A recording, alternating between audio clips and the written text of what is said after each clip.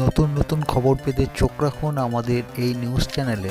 মালদাহে আবারও shoot out, মদের দোকানের কাছেই চলল গুলিবিদ্ধ দুই যুবক। মালদহ কালিয়াচকের আকন্দবাড়িয়া গ্রাম পঞ্চায়েতের রামনগর এলাকার ঘটনা। স্থানীয় সূত্রের খবর, গুলিবিদ্ধ অসীম মণ্ডল ও বিকাশ মণ্ডল নামে দুই যুবক।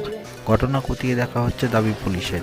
গুলিবিদ্ধ যুবককে আনা হয়েছে ইংরেজবাজারের এক বেসরকারি হাসপাতালে, সেখানে চিকিৎসাধীন অবস্থায় রয়েছেন বলে খবর পাওয়া গেছে। এই ঘটনার জন্য অপরাজিতা সরকার, রকি সিংহ, চিরঞ্জিত মণ্ডল সহ তিনজনকে আটক করেছে পুলিশ। তিনজনের বিরুদ্ধে সেন্সিটিভ আগ্নেয়াস্ত্রের মামলা রয়েছে বলে পুলিশ সূত্রে জানানো হয়েছে। এইভাবে একই ঘটনার পুনরাবৃত্তি বারবার ঘটে যাওয়ার কারণে মালদহে রীতিমতো আইন শৃঙ্খলা ও সাধারণ মানুষের নিরাপত্তা নিয়ে প্রশ্ন উঠতে শুরু করেছে বিভিন্ন মহল থেকে। আপনি যদি আমাদের চ্যানেলে নতুন হয়ে থাকেন, অবশ্যই আমাদের চ্যানেল সাবস্ক্রাইব, লাইক ও শেয়ার করবেন।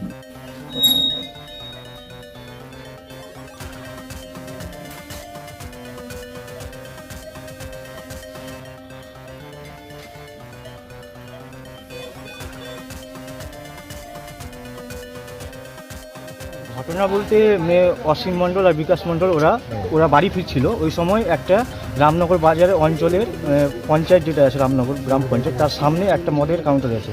সেখানে অনেকে মদ খায়। ওখান থেকে ওরা বাড়ি ফিরছিল, ওরা দিয়ে আসছিল। দিয়ে আসার সময় একটা 6-7 জনের গ্যাং, সেটা আকন্দবাড়ি অঞ্চলে হামেশা সবসময় ঘুরে বেড়ায়।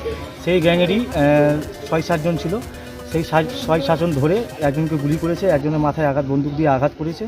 দিয়ে একজনের গুলি এখনও বেরিয়েছে কিনা সেটা বলতে পারছি না আমি। সে ডক্টর বললো এখন অবস্থা খুব সিরিয়াস। আর এরা প্রতিদিনই এরকম করে বেড়ায়। আর আমাদের যেটা থানা আছে, থানার পুলিশ প্রশাসনও জানে এই ব্যাপারটা, সেটা ওরাও কোনো অ্যাকশন নিচ্ছে না। আমি চাই যাতে এবার যেন অ্যাকশনটা নেওয়া হোক। যার গুলি লেগেছে স্যার কে হলো আপনার? সেটা আমার দাদা হলো অসীম মণ্ডল, আর যেটা মাথায় আঘাত করেছে বন্দুক দিয়ে সেটা আমার মামা হলো বিকাশ মণ্ডল। কেন মারলো? এরা তো জমিতে চাষবাস করে খেটে খায়, এরা তো কোনো রাজনীতির সাথে বা কিছুর সাথে যুক্ত নেই। আর সেটা এলাকাবাসীও জানে এরা রাজনীতির সাথে যুক্ত নেই। তবে এদের উপরে এই মানে অন্যায়টা কেন করলো সেটাই আমার পুলিশ প্রশাসনের কাছে। মদ খাওয়ার প্রতিবাদ করেছিল? মদ খাওয়ার প্রতিবাদ এরকম না, মদ খাওয়ার প্রতিবাদ সেটা তো আমি জানি না, আমি কথা বলিনি। কিন্তু গুলি বেরিয়েছে? কোথায় গুলি লেগেছে? গুলি লেগেছে এখানে হাতের নিচে লেগেছে, কিন্তু এখনও মানে ডক্টর বললো যে গুলি বেরিয়েছে কিনা আমরা এখন বলতে পারবো না।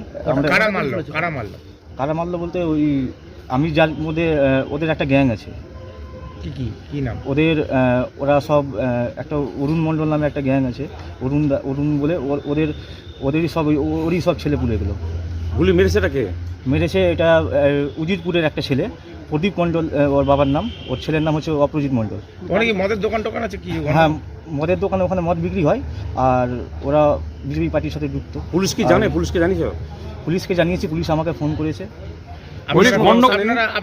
গন্ডগোলটা কি নিয়ে? গন্ডগোলটা সেটাই তো বলতে পারছি না, গন্ডগোলটা কী নিয়ে সেটাই বলতে পারছি না। আর ওরা এই যে দুজন আছে যে আহত হয়েছে, তারা কোনো গন্ডগোলের সাথে থাকে না। এরা চাষবাস করেই খায়, জমিতে চাষ। সকাল হলে জমি যায়, সন্ধ্যা হলে জমি ফিরে। প্রতিদিন বাজার যায়, জমিতে বেগুন চাষ করে, সবজি চাষ করে। এরা এইসব করে খায়। কি মারলো? কেন মারলো কিছু স্পষ্ট না। কটা গুলি চলেছিল? কি মারলো বলতে কি, হয়তো এটা যখন যাকে পারে এরকম করেই বেড়ায়। এটা আমাদের আকন্দবাড়ি অঞ্চলে এরকম ঘটনা এর আগে অনেকবার ঘটেছে, আপনারা হয়তো খবর পেয়েছেন। আমার নাম চিরঞ্জিত মণ্ডল। কটা গুলি চলেছে? আমি টিএমসি করি। আর আমার মা এর আগে পঞ্চায়েত সমিতি থেকে ক্যান্ডিডেট ছিল। হ্যাঁ। পুলিশকে ফোন করেছি, পুলিশ আমাকে বললো যে আমরা অ্যারেস্ট করে নিয়েছি আসামির নামগুলো, কিন্তু আমরা কনফার্ম করতে চাই। যারা মেরে তারা কোন দল করে? তারা বিজেপি করে, কিছু কিছু লোক কংগ্রেস করে।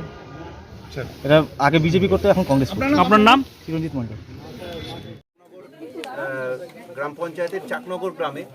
এই গ্রামটা আমার ব্লক থেকে আসতে, বড় গাড়িতে আসতে 40 মিনিট লাগে, অনেক দূরে। তাই এখানে আমরা সবাই মিলে একত্রিত হতে, আমার পুরো অফিস এখানে এসছে। আমরা মানুষজনের সঙ্গে দেখা করলাম এবং এখানে কে কী পরিষেবা অনেক দিন ধরে পাইনি দেখলাম।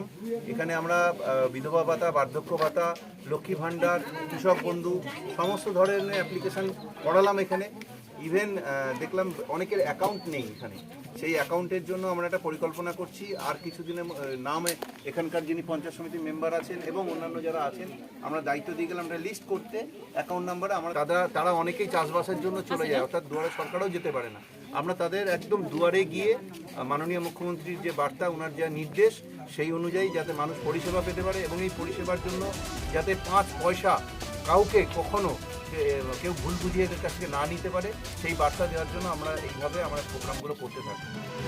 স্যার দেখা যাচ্ছে অনেক গ্রামে কিছু আননোন ছেলেপেলে ঘুরে যাচ্ছে এবং বলছে, এ বিষয়ে কি নজরদারি চালাবেন?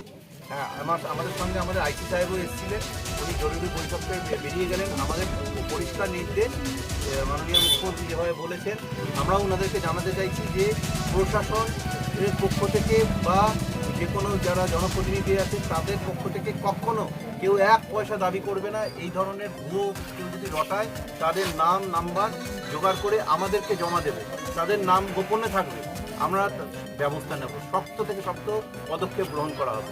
কারণ কখনো এই জিনিসকে প্রশ্রয় দেওয়া যাবে না। এবং এই গ্রামবাসীদের সকলকে আমাদের তরফ থেকে এইটাই বার্তা যে কোনো পরিষেবার জন্য পয়সা লাগে না, কেউ পয়সা চায় না। শুধু মাঝখানে কিছু লোক আছে যারা এটা ভুল বুঝিয়ে মানুষের অজ্ঞতার সুযোগ নিয়ে পয়সা নিচ্ছে। এই বার্তা একদম চরম থেকে চরম শাস্তি যদি ধরা পড়ে দেওয়া হবে। বাংলাদেশের অবৈধ সরকারকে সরাতে হবে, বৈধ সরকার ফিরবে নিরপেক্ষ নির্বাচনে। বাংলাদেশে গণতান্ত্রিক পরিবেশ ফিরিয়ে আনা দরকার। সিলেট, চট্টগ্রাম সহ যতগুলো মারা গেছে।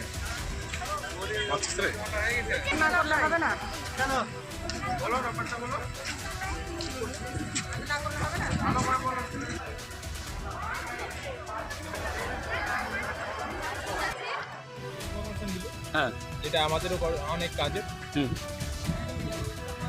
এটা আমাদের হয়তো থাকলেও আমিও নিশ্চয়ই ভুল করেছি বলেই আমি রাতকালে কি বার্তা দিলেন যে হেলমেট ছাড়া বাইক অবশ্যই চালানো উচিত না।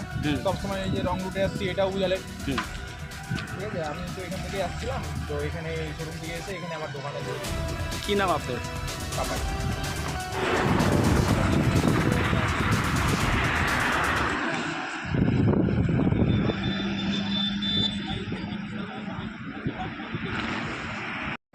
রাস্তা স্পিডে এসে যদি সামনাসামনি মারে তাহলে কীভাবে আপনাকে ফ্যামিলিকে দিতে, এটা সবসময় মাথায় রাখতে হবে। আপনাকে স্পটিং করতে যেতে হবে,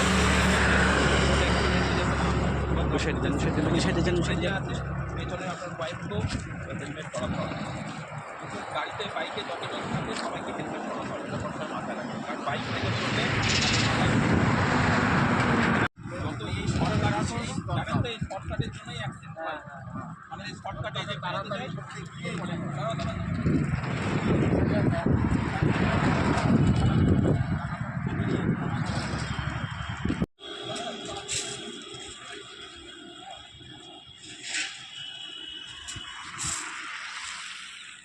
আজ আমরা বিশেষত রোড সেফটি কর্মসূচিটা নিয়েছি যাতে আমরা অ্যাক্সিডেন্টটা কিছুটা কমাতে পারি। কারণ আমরা দেখেছি দীর্ঘদিন থেকে ন্যাশনাল হাইওয়েতে রং সাইড চলার কারণে অনেক রকম দুর্ঘটনা ঘটছে এবং অনেক যানমালে হানি হচ্ছে।